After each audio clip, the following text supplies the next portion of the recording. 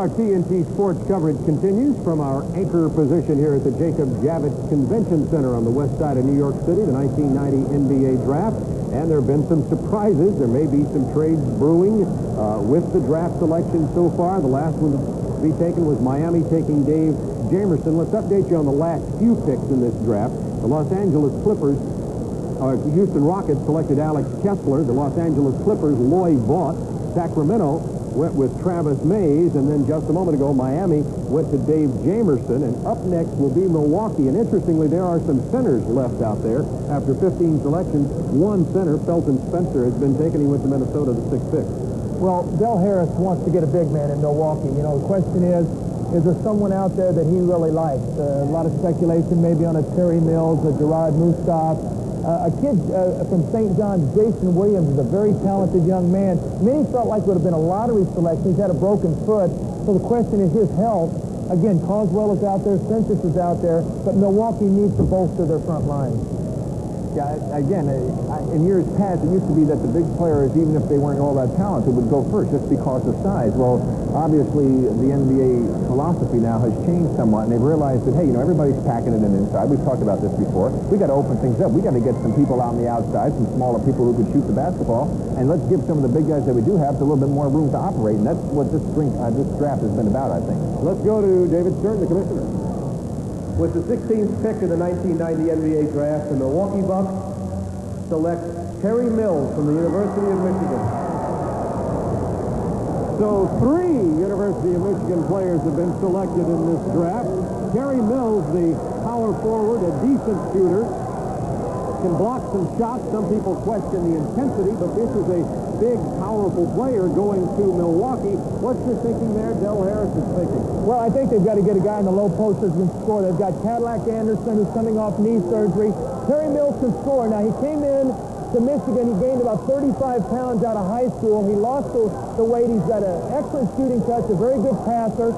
He's going to have to get stronger to take the punishment that he's going to get in the post.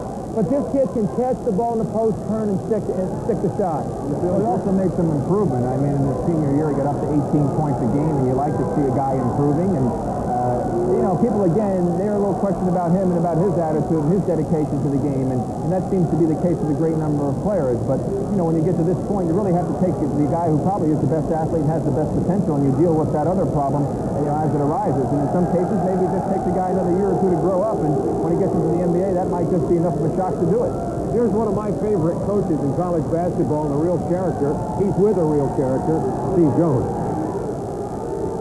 All right, I'm here with Dale Brown, and of course this should be a sad occasion, but you seem to be a very happy man for Chris Jackson. Why? I'm ecstatic because it proves that nice people also can do things without any problems. He was a problem-free player. I couldn't have gone to a better team, Steve. They're a class organization, a phenomenal thing for Chris Jackson and Denver, and I'm elated. A nice human being. All right, there's one critical question that all college coaches now must address. When does a player give up his eligibility, and how do you handle that situation? I think all you have to do is, it's very simple. You don't have to have a rule book filled with 500 rules. There's 10 commandments, and it says in one of those things that you should be fair and human dignity. I think all you have to do is use common sense. I think Chris made the right decision. I encouraged him to do this, and after talking to Michael Jordan, he told us it was a similar situation that Dean Smith did with him, and golly, 3rd in the draft, I feel very good about it. Well, that's terrific. I know that the pros have got their eyes on your program. We could be talking to you again. I hope so, Steve. You hear the crowd stirring here at the Jacob Javits Center. That's because the loved, hated New York Knicks are about to make a selection next. You know, before we do that, Bob, a quick comment on Chris Jackson. Nobody's brought up the fact of him having Tourette syndrome. He's really a player that's under some medication, and I guess obviously he's gotten good clearance from the doctors, and hopefully that will not be a problem. But that is something that you have to be concerned about when you put out that kind of money for a basketball player. So the New York Knicks will be picking next. Patton Ewing, of course, back in '85 was the big, easy pick for the New York Knicks. Once again, there's a controversy at point guard between Mo Cheeks and Jackson, with Strickland leaving. Doug, what do you think? Well, I think, you know, first of all, Patrick Ewing is a monster on the front line. He had a great year. Charles Oakley, a big-time rebounder. Questions about the small forward, Vandeweghe, Johnny Newman, about their size, both talented players. Keith, I still think there's a couple good years. They need Mark Jackson to play like he's capable of playing. You know, there's a kid here sitting in the backyard, Jason Williams, you know, a good power forward. Will they gamble on his health? They need a big frontline player. They need a shooting forward. We'll see which direction they go. Well, we know Al Bianchi is going to make the decision as they just renewed the Al Bianchi contract the other day, eliminating some of the question marks in the front office there. And the crowd, about 3,000 people in here in New York, waiting for the announcement of who the New York Knicks are going to select. And David Stern's up there. Let's find out. With the 17th pick in the 1990 NBA draft, the New York Knickerbockers select Gerard Mustaf from the University of Maryland. Gerard Mustaf, another early entry in the NBA draft. He is not here in New York right now. He played his college ball at the University of Maryland. He is 6'10", 230 pounds. He was leaving Maryland, said he was going to transfer to Georgia Tech, then decided to become an early entry player. You know, I saw him in the Chicago draft camp. He's gotten a lot bigger. He looked like he put on about 15 pounds, Rick. A kid that I thought played a lot on the perimeter at Michigan, did not get in there and mix it up very much, but in Chicago, he threw his body around. He ran the floor, did some good things. Obviously left a good impression going into the draft. Yeah, and of course the Knicks would like to get a big body, but he also is a young man who did improve. He's worked on the boards. He improved his scoring average. Again, his inexperience and his youth, we'll see what that's really going to prove to be. You can see obviously got nice moves inside for a guy his size. He's got a nice little touch on the ball, and we'll battle and get inside and try and get some rebounds. But, you know, the thing is that I just worry about him as far as his youth. I think it's so difficult for a youngster to come in and play in the NBA. It's such an experience that a lot of the kids aren't ready for from a psychological standpoint. And if your confidence gets shattered early on, boy, I tell you, some guys just don't recover from that. It's not easy to come into the NBA and be a big guy and play in the middle. Also, you look at the stat sheet, the one thing that scares me about him is he played in 33 ball games, only got to the free throw line 164 times, which as a big man, you got to mix it up in there and get to the free throw line a few more times than that. Well, this is kind of the Sacramento draft. They selected 7th Lionel Simmons and 14th Travis Mays, and now they have pick number 18, and we'll go to Sacramento when we come back to New York.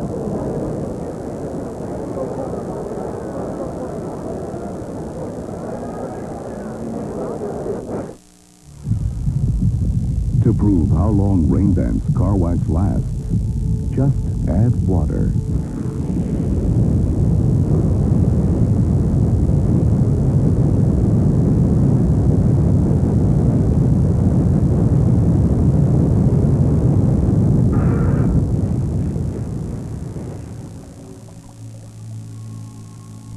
Rain Dance, the longest lasting protection you can buy. Saturday morning. Time to climb up on the old lawn tractor and ride. Well, if this is what it feels like, maybe you should look into a new Honda. With its smooth-running, liquid-cooled engine, hydrostatic transmission, and super comfortable seats, it takes care of you as well as your lawn. Test drive the new Honda hydrostatic transmission lawn tractor and put the old lawn tractor out to pasture. Good stuff in contests. Oh, no? Well, now you can win the best stuff instantly. Oh, yeah? Yeah, in the Gatorade Sports Best game. With all expense paid trips to the Super Bowl, the Final Four, the NBA All-Star Game, $10 million of the best prizes in the universe you can win instantly. You don't mean... That's right, a new sports car, a 1990 Corvette TR1. Look under the Gatorade label for your chance to win the best in sports. 250 million people watch the Super Bowl. 1 billion will watch the World Cup. Live coverage of the world's most popular sports event continues this weekend. Watch the World Cup on TNT. A renowned surgeon. Is he guilty of death camp atrocities? Everything I've fought for, everything I've worked for, destroyed in an inch of time. Or victim of a writer's rage? Anthony Hopkins, Ben Gazzara, QB7. Friday on TNT.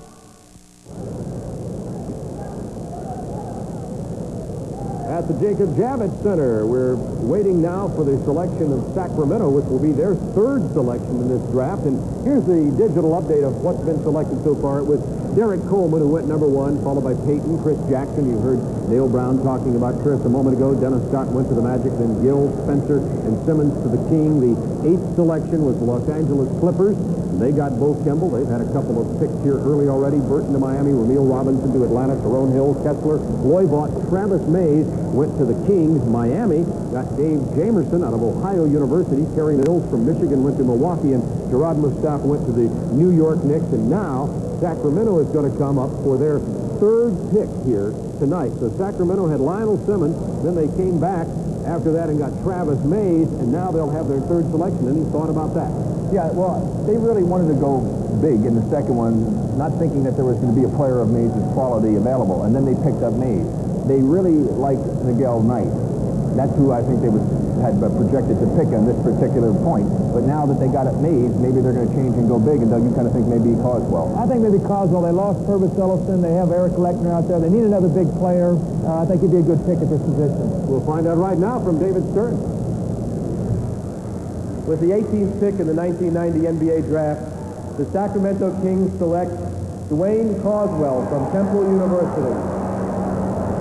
Well, Doug Collins wins the silver dollar on the guess there. Dwayne Coswell is a man that Marty Blake, the NBA director of scouting, said has unlimited potential, and he's one of these players who has shown great improvement after coming out of Temple. Has some hook shot potential, shoots the short jump shots, can run and rebound, and so Dwayne Coswell has definitely improved his line after coming out of Temple. You know, why is it that all big guys have unlimited potential and guards are overachievers? That drives me crazy. But, you know, big guys... Because it's true. I guess so. I guess it's true. But, you know, the one thing, he can block shots, he can run the floor. And, you know, Dick Motta has always played in the system where if you think about the teams he had, Clifford Ray was a player on that Chicago team that was very successful. Really not a scorer, shot blocker, patrol the middle. You talk about a Boerwinkle, you talk about a Donaldson. So he's really played with a center that really didn't have to score anyway. I think this is a very good pick for them, Rick. Yeah, I think at this point they're very happy, you know, again, especially since they were able to get Mays. You can see that he also can block some shots. And I think they're happy with him. After he had the academic problems there at Temple, he went out and worked with Jack McKinney, former coach in the NBA, for a couple of months, and obviously has improved his game. And a great many people throughout the NBA feel that he has the ability eventually to become a starting center in the NBA. So for Sacramento to pick him up this far down, I think it was an excellent choice. And the second center to go. Felton Spencer went early. Now Coswell is gone, and we're still waiting to see if anybody is going to select soon Dwayne Schintzius. But right now, let's go to Craig Sager and meet this young man. Well, they say you do not know strength until you know adversity, and obviously you've been through a lot, having to sit out your senior year after playing just a dozen games because of academics. What went through your mind at that point, thinking that maybe your NBA career was down the drain? Well, I just know that I had to go out and work hard and come into the postseason camps and do well, and that's what I was able to do. You worked with Jack McKinney for a couple of months. I know your family over there is very proud. What did you say to them after you were finally selected here in the first round? Well, I haven't seen them yet, but they're still in the back room. A couple of your teammates, Travis Mays, Lionel Simmons, did you get a chance to meet them the past couple of days? Yeah, me and Lionel's from the same city, so luckily we're going to be teammates in California. What about Sacramento? Did you visit out there? What do you know about the team? What do you know about Dick Motta? I'm familiar with Dick Motta, but no, I haven't visited the team. I just knew they were showing interest. Got a little, information for them, but that was about it. I know it's a tremendous opportunity for you, and I know you can make the most of it. Yes, thank you. Dwayne Coswell goes to Sacramento. Now we go back to Bob Neal. And the Boston Celtics will be coming up next for the 18th pick in this draft. Make that the 19th pick. And the Boston Celtics with changes. Dave Gavitt has gone there now. Chris Ford is their new coach. And, of course, there's questions about Brian Shaw and Dino Radja. Brian Shaw, of course, the player went to Italy. Now an American court has said Brian Shaw has to honor his Boston contract. Brian Shaw's agent says no, he's going back to Italy. That's a question. Radja's a question. Of course, that was a draft choice problem for Boston. So, gentlemen, what do we think about the Celtics, the 19th pick this year? Well, Rick, I personally feel like the front line is still going to be one of the best in the NBA. When you talk Bird, McHale, Parrish, they got a nice backup in Klein, Pinckney. Their front line is okay. You got Brian Shaw, who's going to be playing with him this year. He's going to give him speed and quickness. Reggie Lewis. They need another guard, and whether it be a shooter or a guy who can play both positions, I think you're talking about Tate George, a Bimbo Coles, a Nigel Knight, a Brian Oliver, one of those kind of players.